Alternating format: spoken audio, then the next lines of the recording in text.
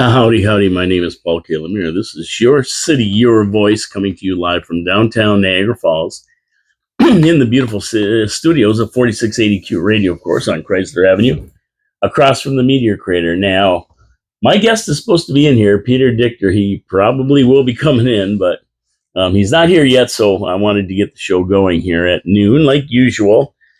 That's the time we start. And before he gets in here, we're going to give a couple plugs to my sponsors, of course.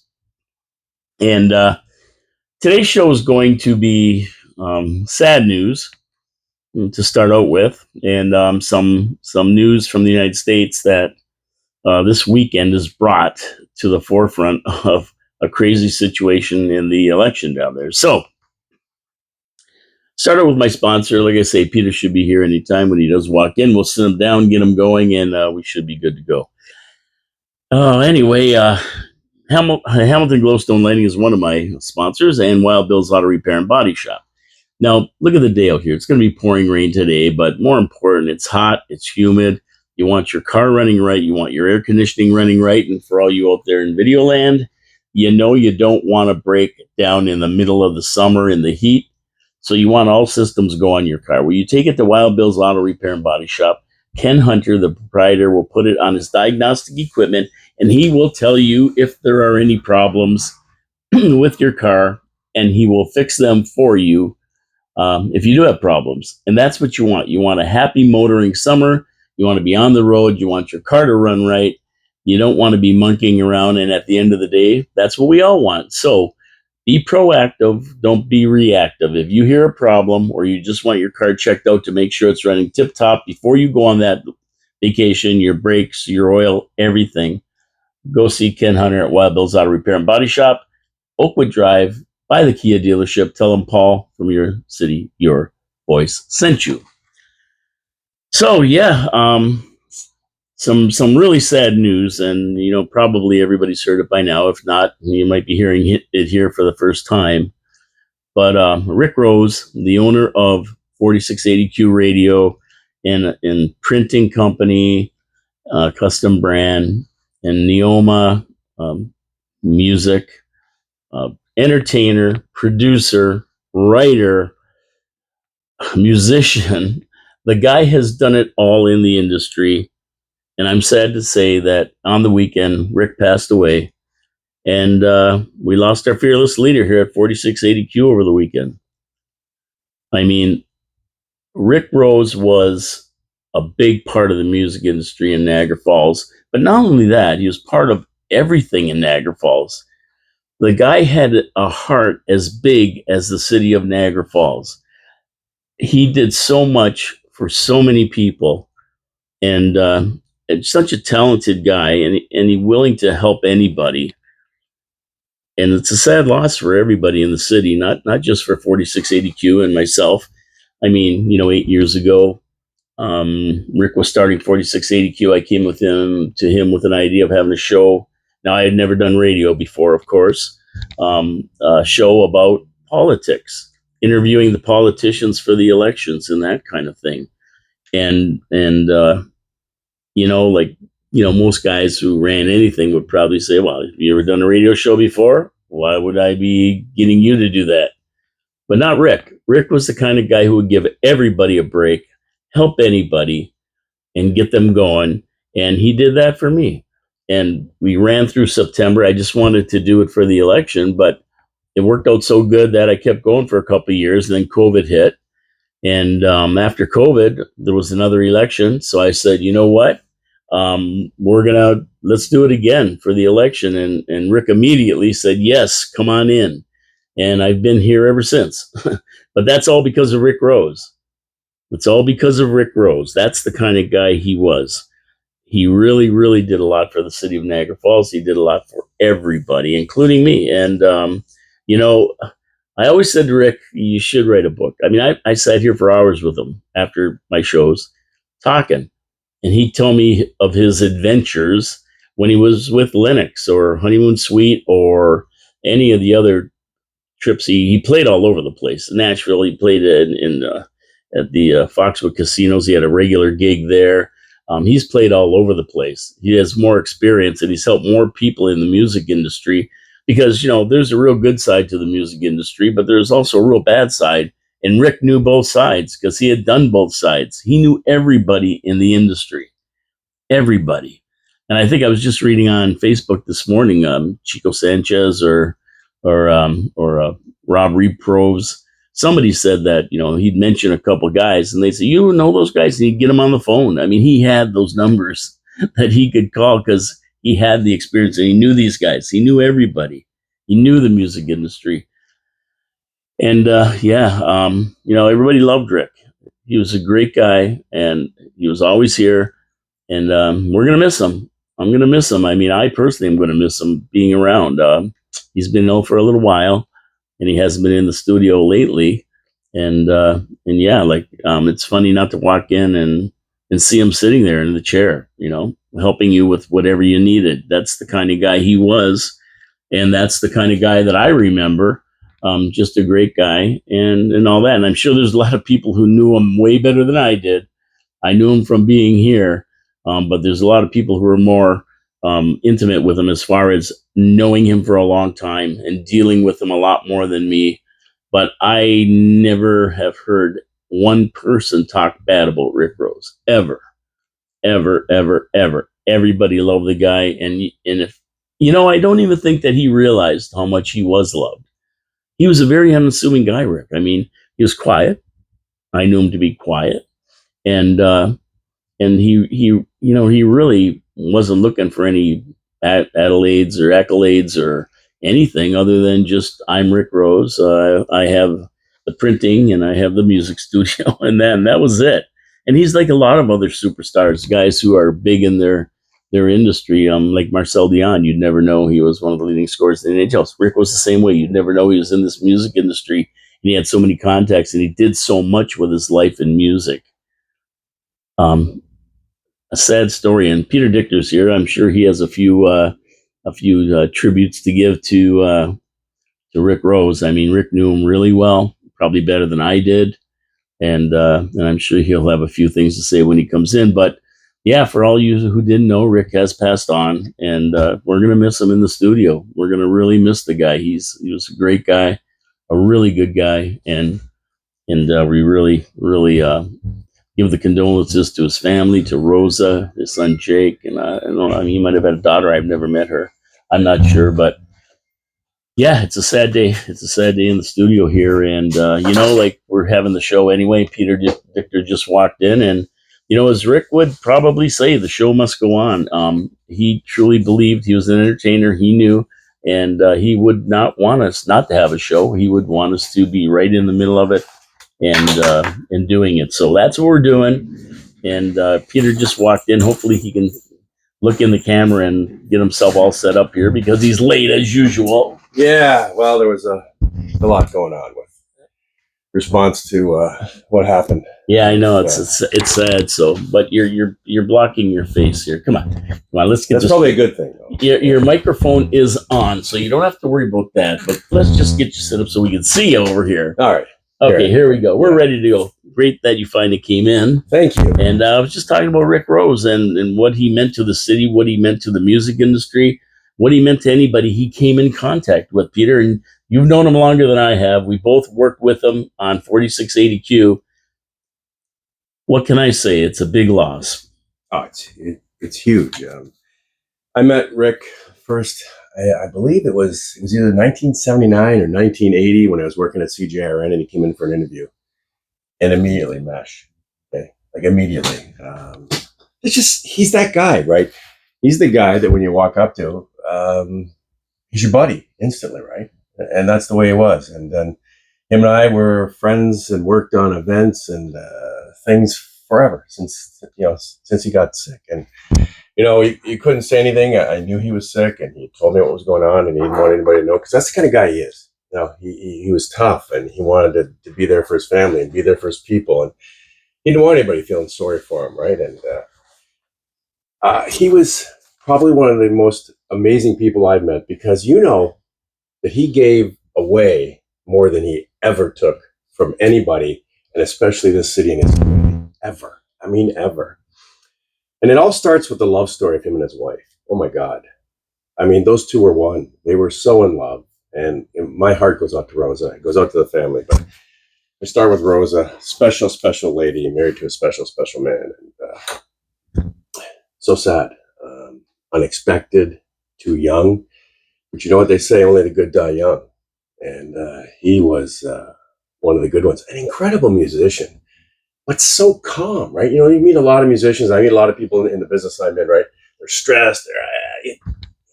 No matter what, he was always calm. Well, I was saying he kind of reminded me of Marcel Dion. Marcel Dion is a superstar in hockey. I'm assuming you talk to Marcel, it's like he never even played a game in his life. Meanwhile, he's one of the leading scorers in the NHL of all time.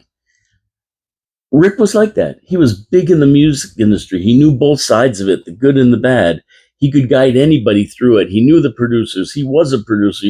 He was a writer. He was an entertainer. And a really good writer, too. He was writing for Sony down in New York, right? Yeah. And here's a guy just sitting there and he's quiet. And, you know, he really never, you know me, I have an opinion, right? No. And and Rick, you know, like through all that, because I can be a little bit over the top sometimes, but Rick never said, well, tone it down or anything, right? Like he believed that everybody should be who they are. Yeah. And no matter what. And he wouldn't censor you or anything you're saying, and I would do disclaimers because I didn't want him to get in trouble. I love the guy. And he would not, you know, even blink an eye. Just go ahead, Paul. This, you know, you do your show, and you know how to do it best. And that was the kind of guy he was. And he gave you a break. That's what I was saying. He gave you a break to do what you're doing now, and it's something you love. It's something you wanted to do, and he gave you that opportunity. He gave the Pete and Reed show that opportunity. We started here on the show, on the station that he created and founded. It was his idea. It was his concept, right? Called me over and said, hey, Pete, would you come in? Do you want to do the morning show? I said, well, we got the Pete and Reed show going on television, but yeah, let's give it a try. And he let us do our show the way we knew how to do our show, and he stayed right out of it. He really did, yeah. Well, I was saying about me, I mean, I just came up to him and said, hey, Rick, because I knew him, but I didn't know him that well. You know, like that was 7 or 8 years ago, right? Way before COVID, a couple of years, 3 years before COVID even. And I just, some, you know, guy that I knew him, and I said, hey, I should do a show about politics. There's the election coming up. I want to get the politicians in and grill them. And he goes, yeah. Like he didn't say, do you have any experience on radio? Yeah. Do you know what you're doing? Or, you know, like, and I said, you know, he never asked that, and I never told him. I don't know if he thought I did maybe, but I never said anything. He never asked, and the rest is, here I am sitting here today. But yeah, he was the guy who gave me that chance to get on the radio and have a good time with it. And you know me, I just have a riot with it. I love it. And that was Rick. That was all Rick. And he did that for so many people. Yeah. I can spill the beans now because, of course, I was at Classic 1220, right? And we'll still have a show there, but it'll be a show that's heard on other radio stations, Ray Lyle and I, called The Big Show. But I was doing the show from Florida.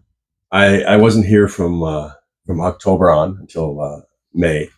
And so I would do the show from down there, and I would stay in contact with him, and he was in good spirits, and he was going home, and he went home for a while, then he'd be back in the hospital, and he was going home, and we had great conversations. I said, Rick, I can't wait because he was back in the hospital. I can't wait to come and see you. So Pete, please, you know, come and see me. I want to see you, right? And when I got back on the 17th, my second call was to Rick, and he wasn't feeling well, and he was going through some therapies and stuff because he'd lost his ability to really walk good, right? And I said, okay, buddy. He said, but I want you to come. Call me, give me a call. And, you know, it's not, like he would hug. Him and I would hug because, you know, we're buddies, and we would hug at events when we saw each other and stuff like that. But this is the only time he said, you know, Pete, I love you. I love you, brother. And yeah, it's sad. I mean, it's sad. He knew he was going, right? He knew. And then the last time I talked to him was, a week and a half ago, 2 weeks ago. And he sounded really weak. And he again said, love you, brother. And I knew that would be the last time. I hadn't really seen him since maybe just after Christmas. And you know, from what I knew, he was in the hospital most of the time from then on. And, you know, I always asked Jake, you know, his son Jake would come in, and I'd ask him, how's your dad doing? He's day by day. And I mean, I think people who knew him and who were like kind of in the circle of those who knew him like that, knew that, he knew. Rick knew. And Rick knew too. Yeah. And all I can say is I love the guy. He's a great guy. And I'm so privileged to have been a friend of his for the years that we were. And it was an honor. It was an honor. I was honored because he was such a great guy and he was so talented. You don't meet people like that every day in your life. The only people are shocked right now. I can't believe now that it was out. We knew on the weekend. Yep. As a matter of fact, you told me over the weekend, right? Yeah.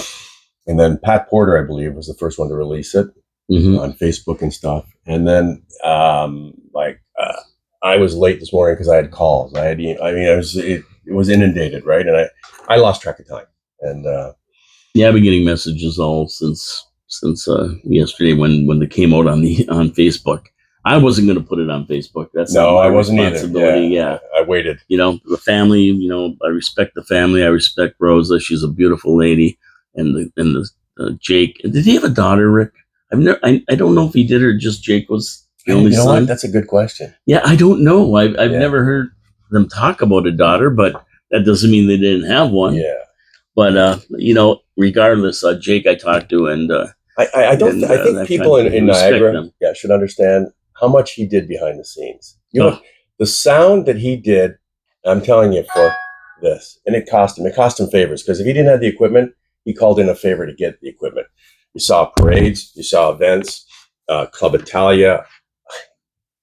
He made $10. I'd be surprised. It actually would have cost him though. He did so much behind the scenes. When you heard the audio of some event in this city for the last several decades, it was Rick Rose. And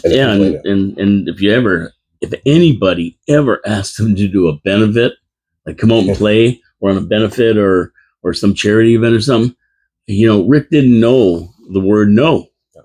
Dreams take flight. If I said dreams take flight, what do you need? Pete, what do you need? I'll do it. What do you need? Let me start. Let me get it ready for you. What do you need? And he was always there. He was always there to help. And Rick Rose could have had a life where he sat up on top of a hill and looked down at people. He didn't want that life. He wanted that life. He'd rather look from the bottom out, and nobody was below him. And I guess that's the key. He would help and talk to anyone. Anybody.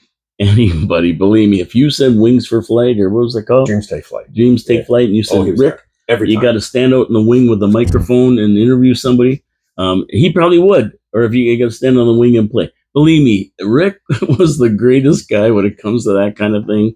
He'd help anybody. And like you say, a lot of times he didn't make a lot of money doing it. Let me grab that phone and shut it off.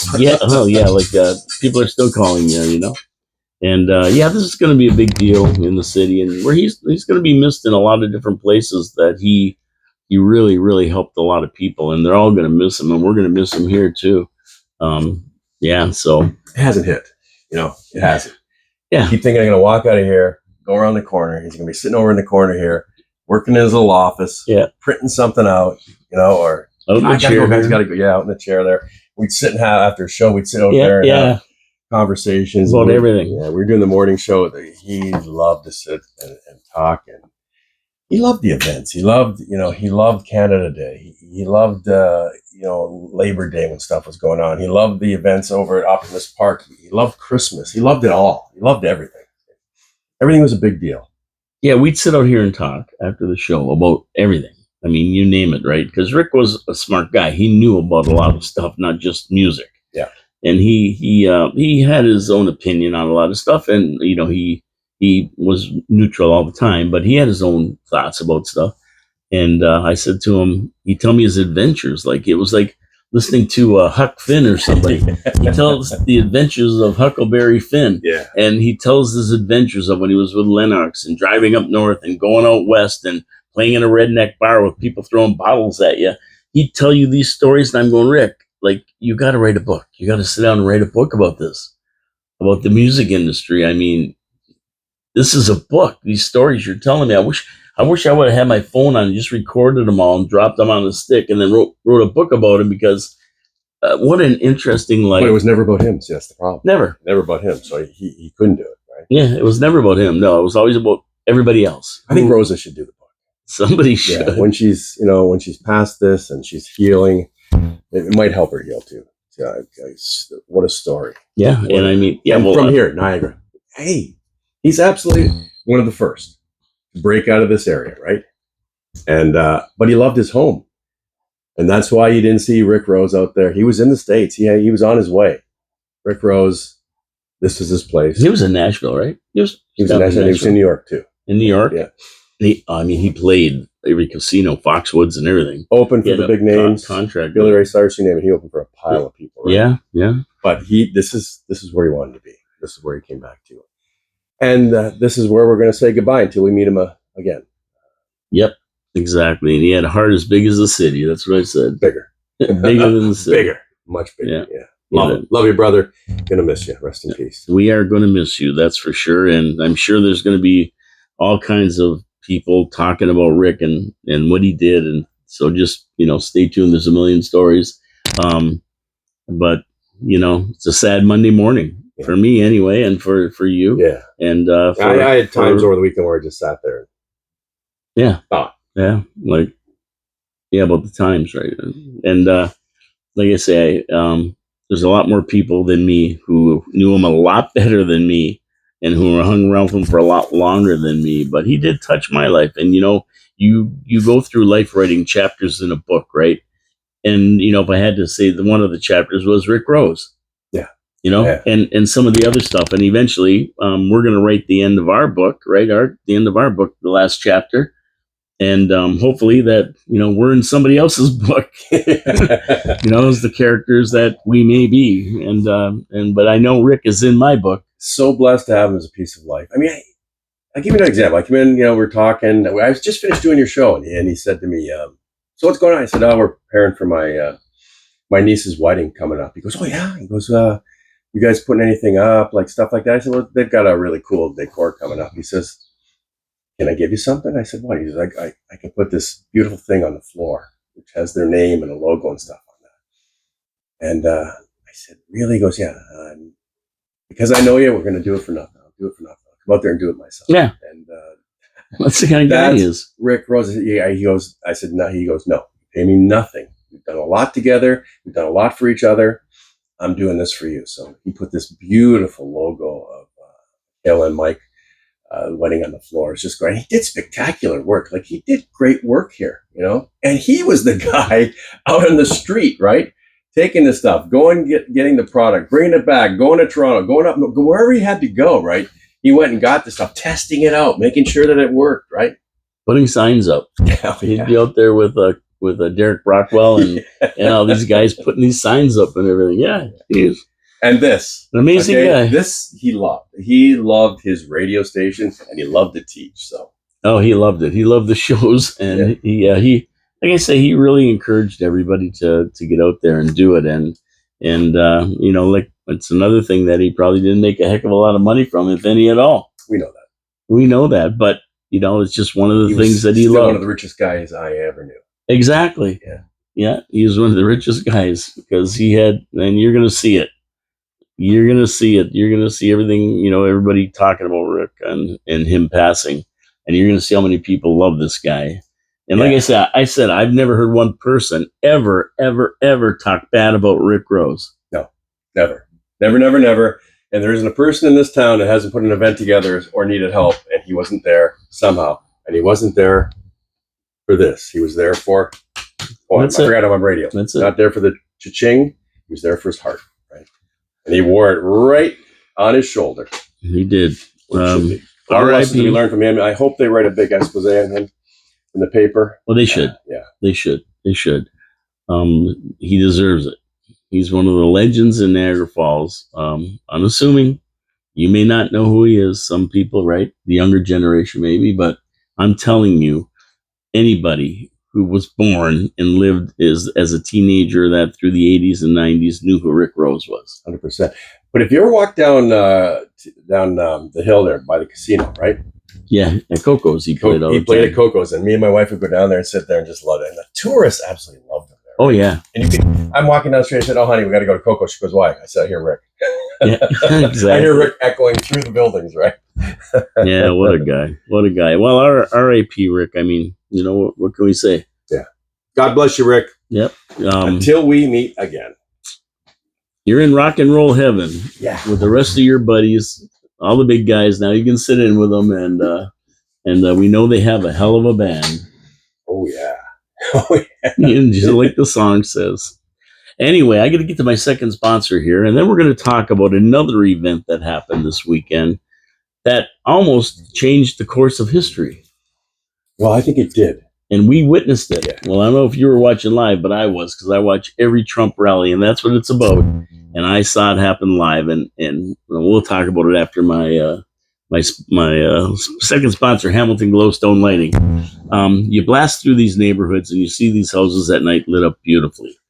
And you go, where do they get these lights from? They're not Christmas lights. Nobody's got up a ladder to break their neck and put them up. And I don't even see them in the daytime, but all of a sudden at night I watch them. That's Hamilton Glowstone Lighting, the leader in permanent outdoor lighting. And it's all track lighting, built-in zones, all soldered, sealed, dust-free, moisture-free. And you can control it from your phone. Your lights you can control from your phone. Different zones, you can have different colors, a million different colors. And so Canada Day, red and white, no problem. All green, St. Patrick's Day, no problem. Prince's birthday, light it up purple. What do I care?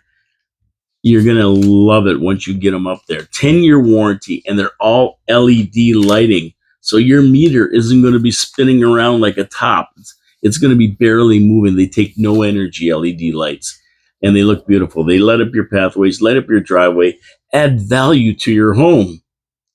I mean, this is something that everybody should have, and save yourself the neck-breaking job of going up and putting these crazy lights up at Christmas and taking them down, Halloween, taking them down. They're there permanently. You turn them on, and that's it. Now, how do you get these? Well, you call Colin Buckborough at 289-969-1797.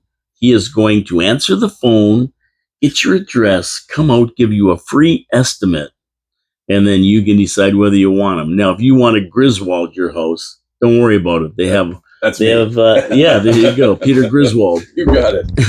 They have approved financing. You can finance the whole thing, so you don't have to plop down a bunch of money at once, pay it every month, and you're good to go. Hamilton Glowstone Lighting. If you want to see pictures of their beautiful work, glowstonelighting.com, just like it sounds, GLOWSTONELIGHTING, one word.com, and you're good to go. Go check it out. Call Colin. Tell him Paul from Your City, Your Voice sent you, and you're good to go. Okay, Peter. So I'm sitting there on Saturday, and I watch every Trump rally, every Trump speech live. I watch it. And as a matter of fact, he was talking in Butler, Pennsylvania. I have some friends that we had met in Mexico. They have a place in Ripley, New York. We go visit them all the time. And they are from Butler, Pennsylvania. Yeah. And they worked in Pittsburgh in the steel mills. Terry and Bob, Cactus Bob, my buddy Cactus Bob, cheers. Cheers to you. And I was talking to Terry, and she said, listen, Bob's in Butler. Why don't you go down there and stay over and go to the rally? Would have been fun. And I said, you know what? It's going to be a zoo. I'm not going. But that's a true story. If you don't believe me, I'll show you the messages. No, I believe you. I absolutely believe you. Well, there's people out there who don't believe anything. Like yeah, that's true. You're right. Yeah, like me. Yeah. But anyway, so he's there, and about 6 minutes into his speech, pop, pop, pop. And he took a bullet through his ear. And he just, by the hand of God, 100%. seriously, if you want to believe in miracles, or you don't want to believe in miracles, believe in this one right here, because that thing 1 or 2 centimeters to the left, and he's a dead man, and we're talking a civil war in the United States, most likely. This would have changed the course of history, and luckily it didn't.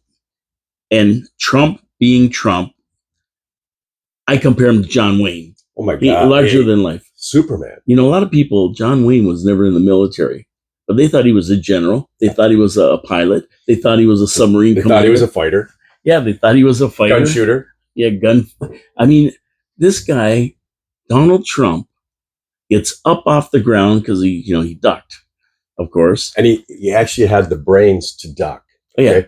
Would Joe Biden stand there going, oh, what was that? He wouldn't be able to. They'd have to push him down. I mean, a microsecond he was down. Yeah, he was down. And so he gets up, blood on his face, bullet through the ear, fist raised, F you, fight, fight, fight, right? Yeah. And I mean, this is iconic. This picture reminded me of Iwo Jima, not to take anything away from the Marines and how hard they fight and how many lives they gave up to keep America free. But if you don't see Iwo Jima in that picture, then you're not paying attention, because it was amazing. And the course of history was changed at that moment. Yes, if they had killed him, it would have changed, but it's now changed in a different direction, and not a direction the people wanted to see in the Democrat Party and the people who put that together to kill him. It wasn't that guy. Don't for 1 second believe for 1 second it was a 20-year-old guy who did that by himself. Come on. Not a chance. Come on. Here's some dimwit 20-year-old kid eludes all the Secret Service and the police carrying an AR-7, dressed in fatigues, and he had a ladder to get up on the building, and people were pointing. He's up there. He's going to shoot. He's got a gun, and they did nothing. And the snipers on the roof behind Trump had sights on him for almost 3 minutes. They had 42 seconds to clip him, and they never did. They waited till after he fired. This was an inside job, Peter, and I don't care what anybody says.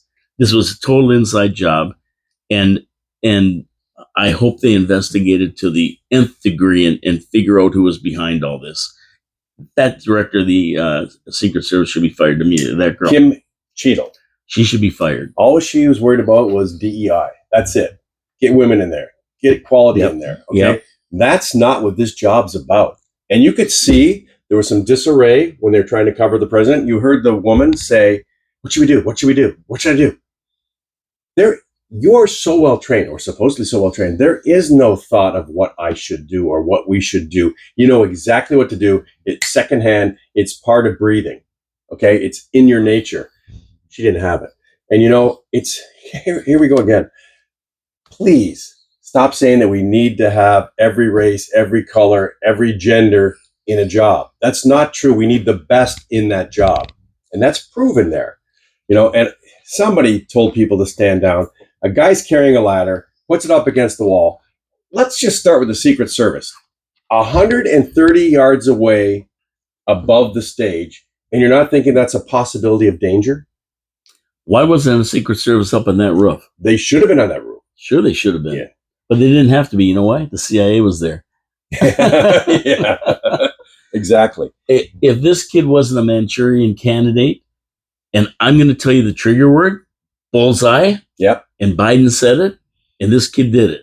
And I'm going to tell you, you can call me a conspiracy theorist. I've been called that about COVID. I've been called that about the vaccine. But you've been right about all of it, so you're not. Exactly. Yeah. Exactly. What do you think about that? It's impossible what happened there. Dan Bongino, who I had the pleasure of interviewing a couple of years ago. Oh, really? Oh, yeah. Oh, wow. I did. And I got to talk to him off air a lot. He told me a lot of things that was unbelievable. But he was in the Secret Service for 12 years. He was a New York City cop. Of course, he's a guy on Fox Television, has his own blog, and he's just an amazing guy. He said, it's impossible what happened there.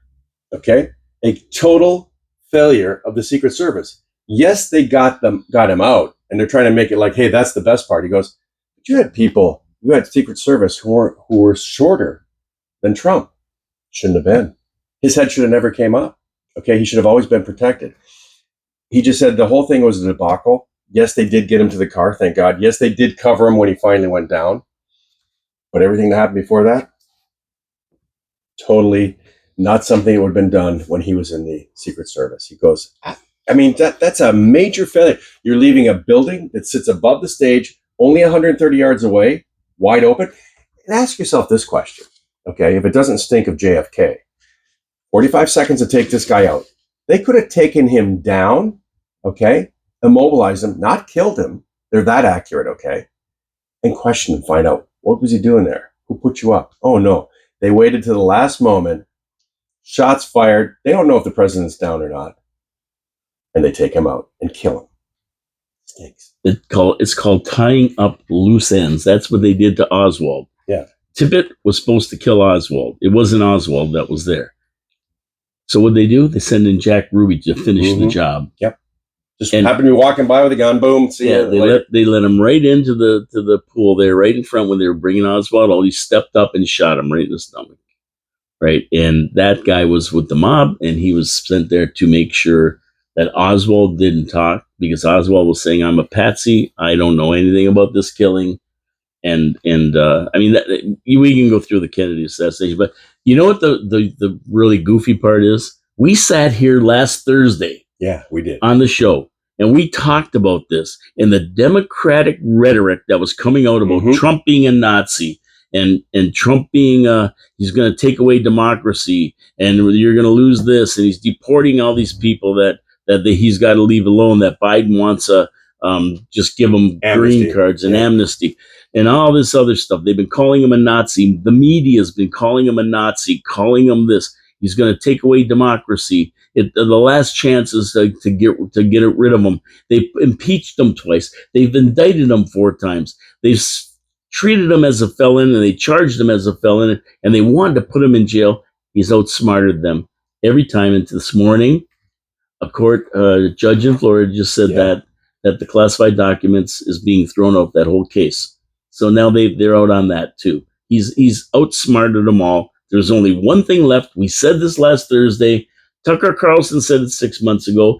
Julie Green warned us. Sure did. Prophet. About a month ago.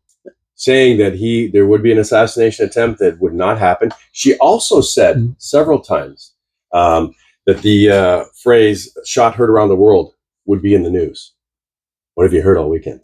Yeah, did you see that video I sent you? Did you watch that thing about the shot? That's just incredible. What was it called? Remote Reviews? Yeah, just incredible. That is amazing. My buddy Rob Samosa, a good friend of your buddy, what's his name? Tommy Lloyd. Yes, over in California. Yeah, and I was telling him, like, you were going to be on my show, and the coincidence is that Peter knows Tommy Lloyd, and I know Tommy Lloyd, and we're from the same town, and we know one guy in California of all the people that we know, right? Yeah. And Rob Samosa, he sent me that, and if you don't know what remote reviews are, it's kind of like a clairvoyant, but they look at signs of what's going to happen. And this was predicted years ago about this point in time where there's going to be a big deal, a pillar they call it, or that kind of thing, and it was called the shot heard around the world. Yeah. And this is going to change the course of a lot of things going forward, including the economy. And we just have to wait for everything to play out now, because this was one of the markers or that were mentioned. But that's another thing. But there's so many people. Did you see there's also a prophet from 3 months ago? Yeah, did you see that guy, the bald-headed guy? Described in detail. 3 months ago, he was going to be grazed by the air. In detail, he gave that. Yeah, and he said about the arches. He's going to be behind arches, and they had the 2 cranes with the flag hanging down. Now, you talk about that picture, right? I looked at that picture, and you know what I saw immediately? I saw it interlaced with that picture, the famous picture of 9/11, with the pieces of the tower down there and the flag. It's like it was put together, like the pieces came together. You know what some of the media are doing? They're taking that American flag out. Are you serious? Yeah. And the media was calling it... When it happened, the media was saying, "Well, there was a noise and Trump fell down. He fell down. Tripped. Yeah, he fell down or something." Biden. And they wouldn't admit that it was an assassination attempt until the next day.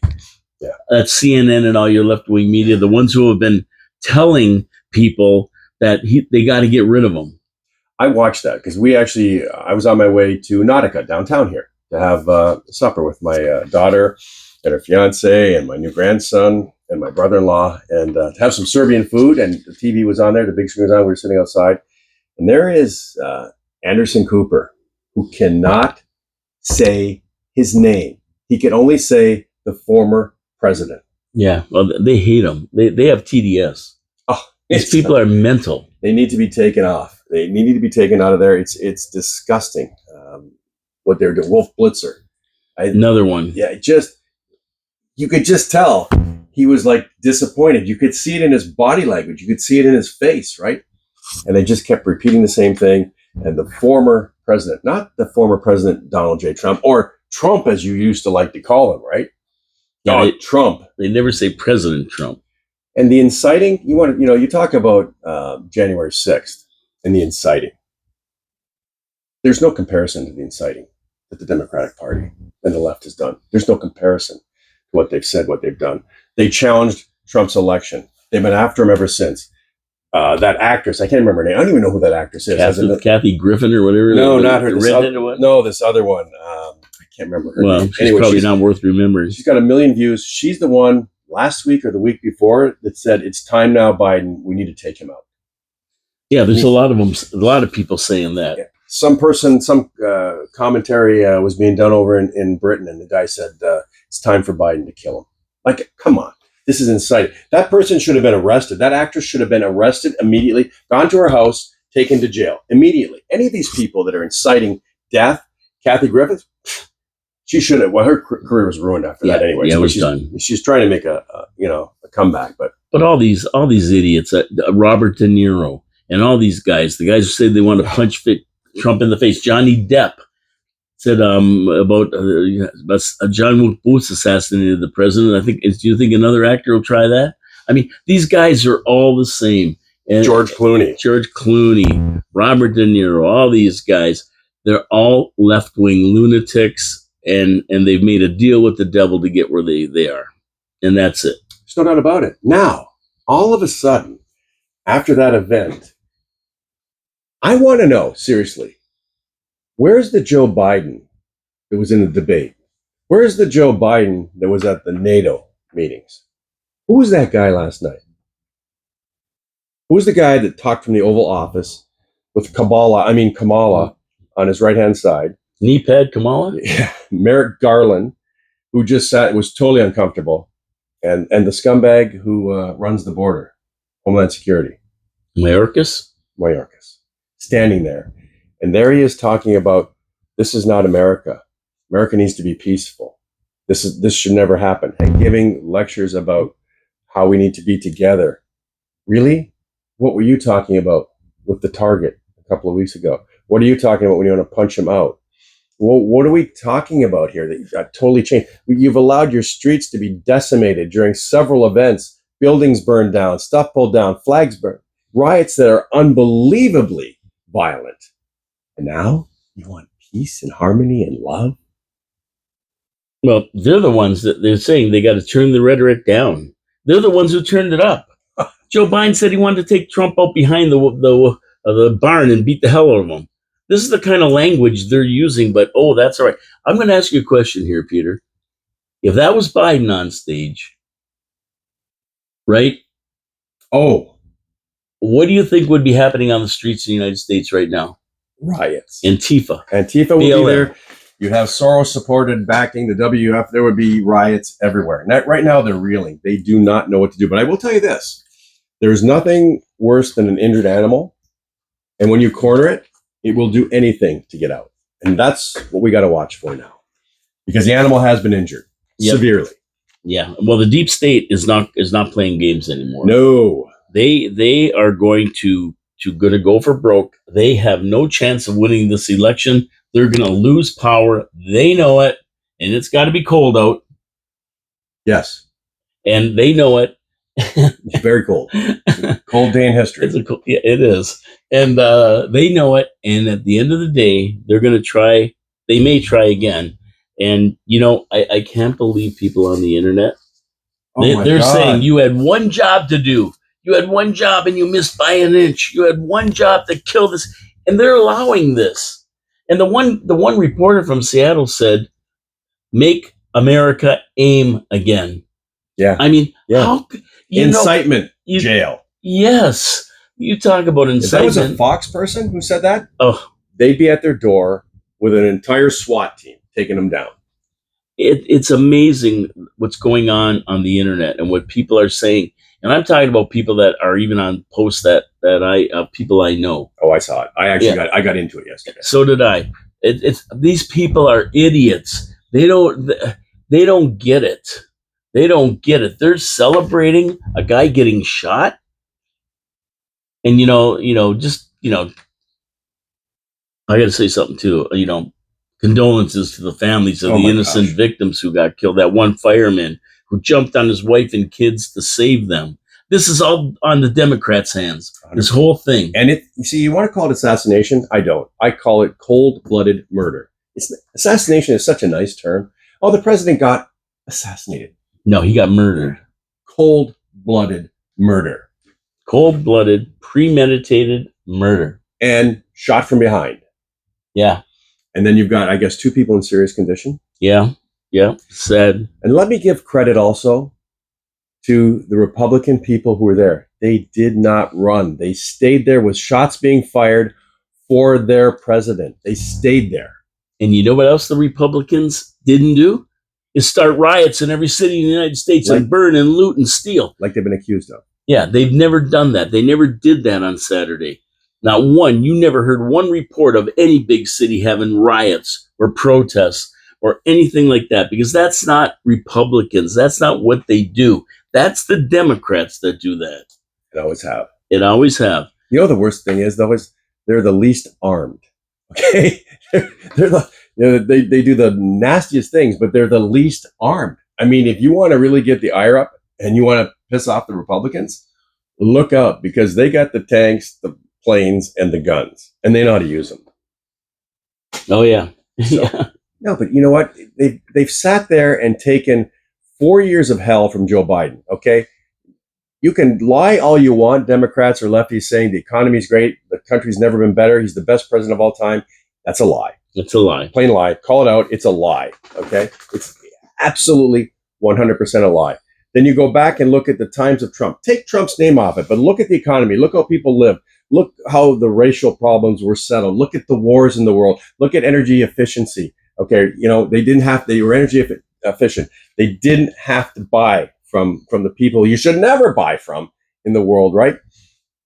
No, it's totally the opposite way. Everything's good. He's the best president. He is absolutely 100, in my opinion, the worst president that ever stood up in front of the American people. Yeah, when he got elected, Joe Biden, Obama and Jimmy Carter were smiling. Yeah. Because they weren't the worst anymore. It's not even close. They weren't the worst anymore. Joe Biden is, and that's why they all want to get rid of him now. There's a big coup d'etat going on to get rid of Joe Biden. Did you see his speech last night? Yeah. Yeah, oh, yeah. Did you see? Check the eyes. Different eyes than the guy that was at the debate. Different eyes, different speaking, although he almost said, "Make America Great Again." Did you catch that? He went to say it, and then he stopped and tripped over what he was going to say, right? Well, the address was useless. He just repeated what he said the night before and the night before that. It was a totally useless address out of the Oval Office. So usually really important speeches come over the Oval Office. And it was pre-recorded. That was not live. That was pre-recorded. Yeah, did you see when he walked out, his hands were like weird. It's just not like that's the same person, though. Yeah, it's who knows? They have body double standing, and this guy can't stay up past 7. I mean, you know, so he told you, I can only run from 11:04 in the afternoon. That's as long as I can operate. Anything outside of those. Can you imagine that? You're the president of the United States. It's a 24-hour-a-day job, sir. 365 days a week. And you know what? That's why most presidents, when they come out, they look a lot older and they look a lot grayer. Look at Obama. Yeah. Yes. Exactly. Sir. It's President Putin on the phone. Who, that Zelensky guy? No, not that Putin. The other Putin, the real one. He says he's going to throw a nuclear warhead at us because something's going on over there. Could you ask him to call back tomorrow? I'm sleeping. Yeah, what are you doing waking me up at this time of the morning? Yeah, well, I'll talk to him at 11 tomorrow morning. Talk to Jill. She's in charge. I'll talk to him. Yeah, really. No crap about that, boy. Yeah. But it was a joke, the whole thing. And, you know, these guys calling Trump Hitler, and he's a dictator, and he's going to do this, and he's going to do that, which he was in office for 4 years. He had the ability to do it, and he never did. He had the ability to start a nuclear war. He never did, even though Hillary said he was gonna. I mean, there was no wars while he was there. None. And not one. And he's the first president to agree with Israel on Jerusalem. Yep. The first. Signed the Abraham Accords. Yeah. Went into North Korea. Where they said that's going to cause World War III. Ooh, a nice flash of lightning out there. As soon as I said that. Yeah, as soon as you said that. We got an electric storm coming in. Rick is talking to us, maybe. Yeah, you know what? It could be. I wouldn't put it past him. You know, I look for signs. Feel him in here, right? I look for signs all over the place. Hey, you're welcome, buddy. You're welcome to be here. That's right. You know, the whole thing is a sham. It's a scam. You've been built. You know, you want to. What was Hitler? He was a dictator. How much freedom did you have? You didn't. What was life like? in Germany? What was Terrible. life like for Jews? Terrible. So let's go back to Trump. Where's he Hitler? Like, how can you sit there and go, yes, he's Hitler. He's gonna be president again, and you're never gonna get him out. He's gonna be a dictator. He made one statement. He said, on that first day, I'll be a dictator. I will open those pipelines and dig, baby, dig. Okay? It was a joke. Okay? No. Did you hear what he said? The dictator is there now, but he doesn't even know he's the dictator. He's just being told what to do. Yeah, he has no clue. Just like we have a dictator He's not in this running country. the country. He's not running the country. This boy that runs our country right now better be getting some tighter pants on, because guess what? They're coming for him too. Yeah, he's getting the boot. Yeah, and don't think he didn't know what was up. I think a lot of people knew what was up. Well, especially the left. I mean, but you know what? That's not the way to settle things. That's the bottom line. Whether you like Trump or not, that's not the way to settle things. We are a democracy, and really, if you want to get down to it, the United States is a constitutional republic, not a democracy. They set it up because democracies don't work. Way more protections. Exactly. Like if there's 5 people and 3 vote 2 to kill you, you're dead. That's a democracy. Yep. Here, no. Everybody's got an equal say, and they figure it out. But this is the way to do it. We got to go to the polls. We got to vote, and we got to get rid of people we don't like, no matter who it is. So violence never works. No, and when Trump won, what did they do on the other side? They've rebelled. For 8 years, they've been doing it. They've had paid actors doing all kinds of nasty things and stirring up all kinds of stuff. Did you see any of that from the Republicans when they had to put up with the last 3.5 years of this imbecile? No. And his government?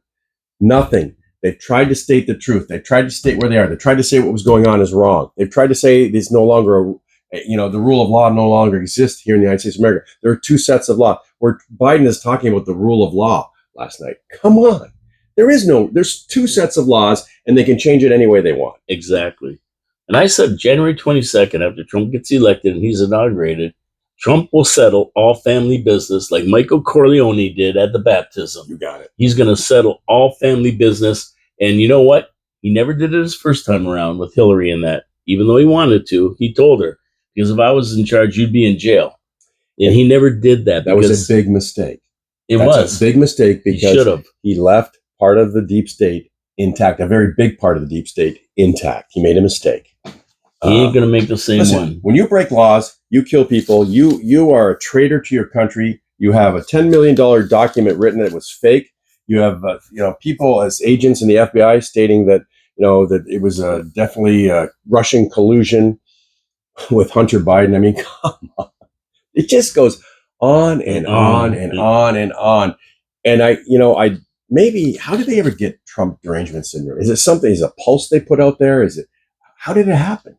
Because he was when he was on TV, he was the highest rated show ever, right? People loved this guy.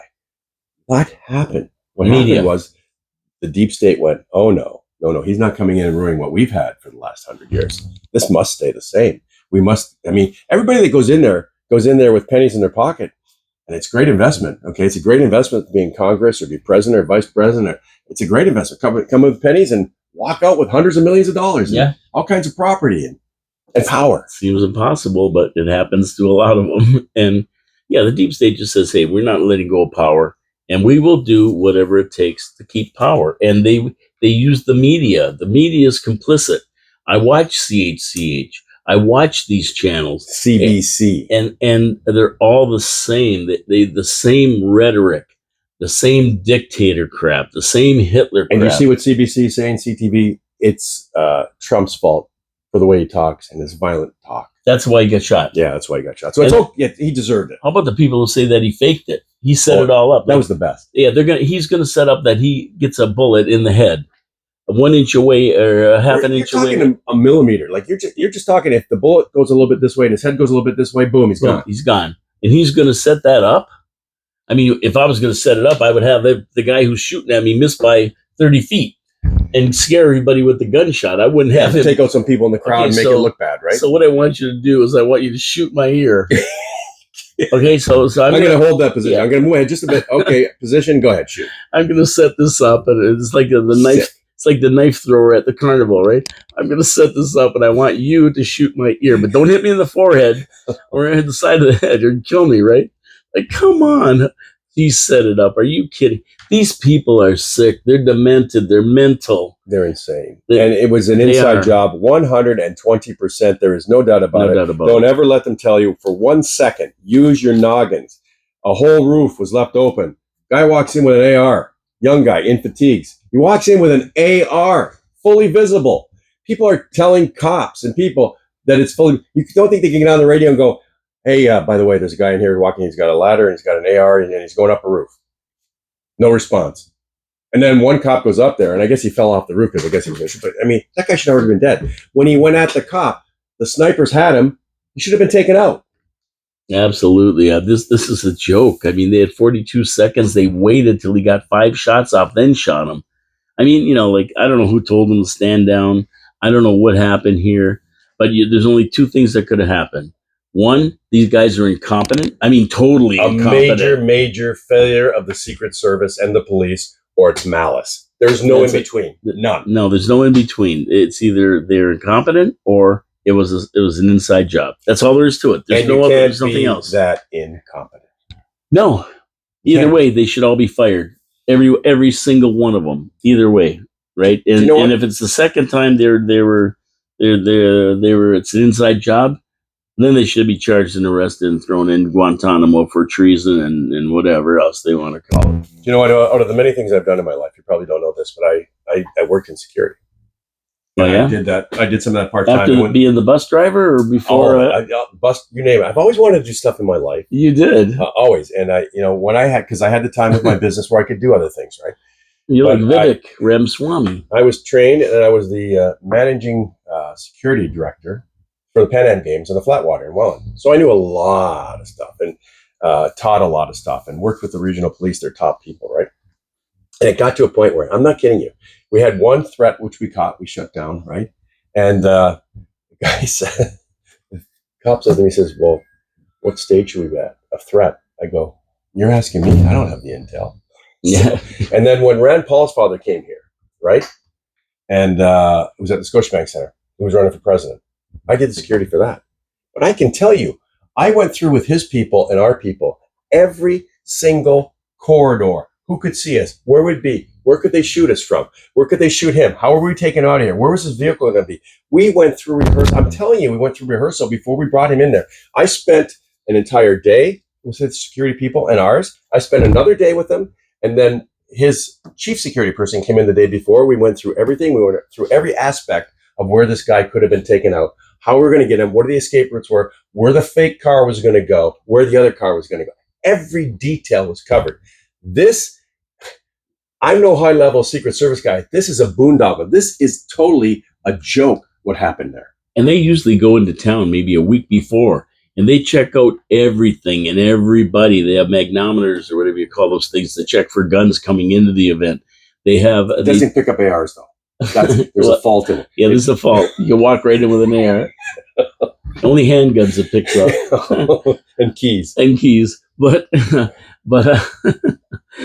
they go into the town a week before. They look up a list of people who are possibly dissidents or could cause trouble. And they do that for, cities like, Pittsburgh's right there. It's only half an hour from Pittsburgh, half an hour from Grove City. And, it's not that far from Erie, a couple hours.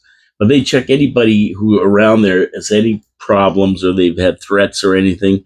I mean, these guys are there for a week preparing everything, making sure things are locked down, making sure roofs, people can't get up them or they're protected if they're within range. Look, they learned from the JFK assassination. Yeah. It didn't come from there, but they learned from that, okay? Sure they did. I can tell you this quickly. Jean Hill, do you know who she is?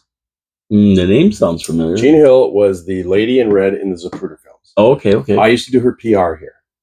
When she came up in this area, Western New York or in Canada, I did her PR.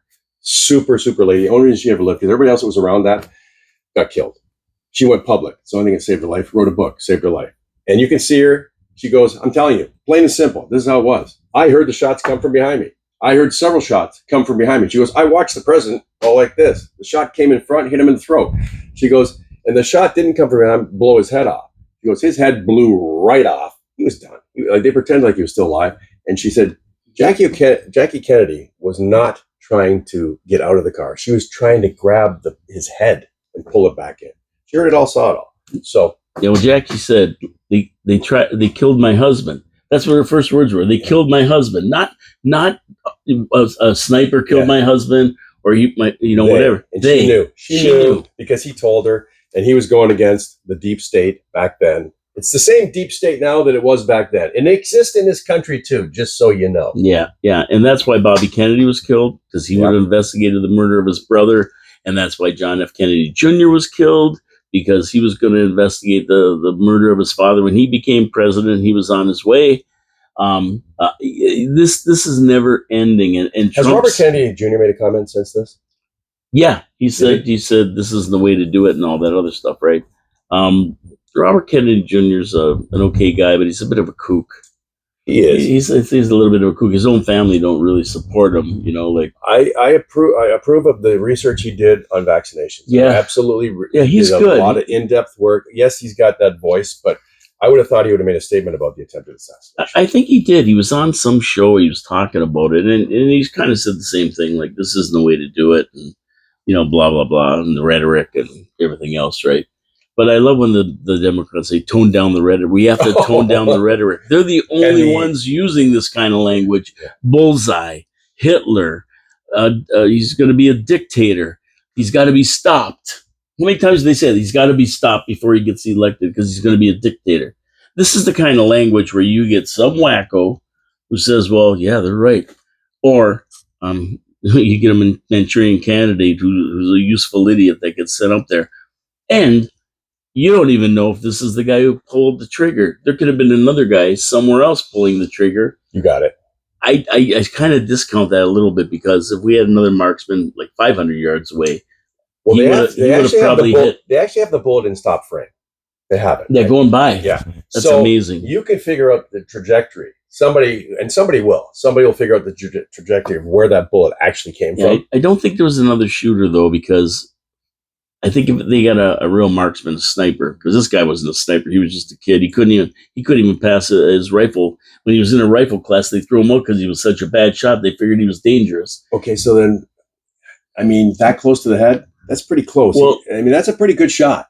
It's a very good shot from 100 yards, 150 yards, but a sniper from 500 yards would have been a little bit more difficult. But the thing is, to me, is that if you hired a professional to do that kind of a sniper, he would have hit him. He wouldn't have missed. And there's no reason really for that kid to shoot when he did. He was panicked. Yeah, he was rushed. They were going up the stairs. He saw that cop. He says, I got to get these shots off. And he did it because he could have waited until Trump was facing the crowd and got him right in the side of the head. But he didn't. He did it 6 minutes in because people saw him and they were rushing up there. He was rushed.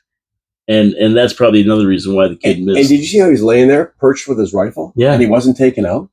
It's hard to blows believe. My mind. You know what? Anybody who is orchestrating all this stuff for the Democratic Party, if it is the Democratic Party or the deep state, you better hire somebody else, because the theatrics suck. It's so obvious. It's terrible. It's so obvious. Would you have a guy maybe who kind of snuck in, had some kind of gun that was like wrapped up under his arm? You couldn't see. It was plastic, made out of Kevlar or something. And he gets over there and he gets into a position. But no, he just walks right in with an AR. It's there. Can you see the gun? Oh yeah, it was hanging off his body. Unbelievable. Well, you know what? Our streaming is done. I don't know what happened to the internet. We are recording this. It's going live. Just for all you people out there in video land who may be listening to the feed, I know you're probably texting me saying we can't hear you. That's because the streamer is not connected to the internet. We got lightning and thunder. Maybe it knocked out the cable, but it is being recorded. It will be on 4680Q on the podcast, and our recorder is working perfect, our video, so you will be able to see the video this afternoon as well. Technology at its best. We have better technology here than the Secret Service had over there. We do. We're better than the Secret Service. So is the 20-year-old dimwit. Yeah. So there you go. Did you hear that the Secret Service said they didn't have enough money to do it properly? Did you also hear that Trump asked for more security? And they said no. Yeah. But yet Biden last night talked about that. Didn't he talk about it? Whatever the president needed, we might make sure he was safe, or talk to the Secret Service and make sure that he was okay. That's a lie. Yeah, that's what the one Secret Service guy said. The Secret Service has all kinds of technology at their use, including drones and that, but nothing was flying around. Stuff you can't even imagine. And John, what's his name? Robert Kennedy Jr. too. He's another one where they refused to give him security because he wanted to run against Biden. So they said, we're not giving you security. Can you imagine? And they usually do on a candidate who's running. And you know what? He says, my problem is that it's going to cost hundreds of thousands of dollars to have enough security to protect me. It's terrible. They're not giving it to me. So that I can't, there's not a lot I can do. And Biden won't give it to me, which is standard procedure for somebody who is running against you. I mean, Obama gets security. His kids get security. Big Mike gets security. These other past presidents, a lot of them get security. Big Mike. Yeah, well, if Michelle Obama gets in the race against Trump, then I don't think she's stupid enough. It'll be a two-man race. Yeah. I don't think she's stupid enough to do that. I don't think she's gonna. I think she knows that this has got bad tags all over it right now. Yeah, you don't want to be in the midst of and take charge of this. No, it's a show. It's a what show. Anyway, on that note, we're gonna get out of here. And thank you for listening once again. Tomorrow I'm going to start my show at 11 o'clock for anybody who's interested in city council agenda review. Before we go, yeah, okay, sure. Do you know quickly? There was kind of like radio silence yesterday. There wasn't a whole lot of hoopla. There wasn't a lot of stuff on the internet, social media wise. What had happened the day before? If that was somebody else, if that was Biden, it would have been 24-hour nonstop. Everything was quieted. Even the news outlets were quieted down yesterday. Something really weird. Yeah, there wasn't a lot going on like it would have been if it was Biden for sure. So tomorrow I'm going to do city council agenda review. Now the city council meeting starts at 1 p.m. early tomorrow for this one and for the one in August. So I'm going to start my show at 11 in the morning and we're going to do the city council agenda review at 11. I'll be finished by noon or just after noon, which will give you time to listen to the show and to also go and watch the meeting at 1 o'clock. So we're starting early tomorrow, 11 a.m. start. So be ready for that. I want to thank Peter Dychtiar for coming in. Yeah, a great show about what happened over the weekend. And of course, we want to give our condolences to Rosa and Jake and the family, Rick's family. God bless Rick and his family. God bless Rick. He's like I say, he's in rock and roll heaven now. He is. And we will all meet again one day. Yep. And he's a chapter in my book, a guy I'll never forget. And I'm sure there's thousands of people who are in my same position who will never forget Rick Rose. And and we'll let you know on the show here, funeral arrangements or anything that's going on with that. And it's definitely going to be get there early because there will be a long line. Yeah, it's going to be a sad one. It's going to be a sad one. And a lot of people respected and loved Rick. I don't think he ever knew how many, but there are. You're right about that. He didn't have a clue. No, not a clue. He's just a guy. Yeah. He's just a guy. Yeah, he's just a guy. Anyway, have a great day, everybody. Support my sponsors, Wild Bill's Auto Repair and Body Shop in Hamilton, Glowstone Lighting. We'll see you tomorrow at 11 a.m. Your city, your voice. Paul K. Lemire with Peter Dychtiar signing off. Have a great day. God bless everybody for sure.